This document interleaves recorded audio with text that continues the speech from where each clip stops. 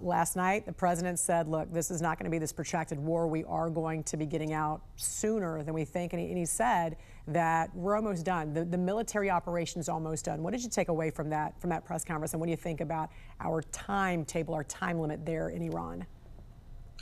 Well, the administration is going out of its way to give press conferences like this to reassure the American people what the purpose is of this operation, how successful it's being, but also to reassure them that this is not going to be a never-ending war. This is a short-term commitment.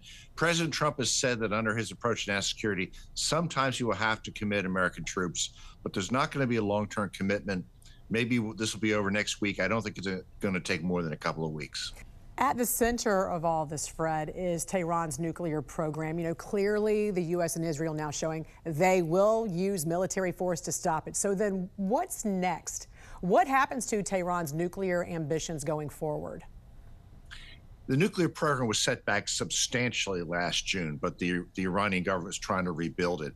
I think they're a little bit of a ways from getting a weapon, but the real issue here was the missile arsenal. Iran was rapidly rebuilding its missile arsenal. Secretary of State Rubio recently said that by the end of the year, they would have a missile shield that would make attempts to knock out the nuclear program impossible. That's why the decision was made to attack in February. Israel's been so worried about that. It has wanted to attack Iran again for several months, but President Trump gave diplomacy a chance, denying them this missile shield, which will prevent them from rebuilding their nuclear program and producing nuclear weapons. Yeah.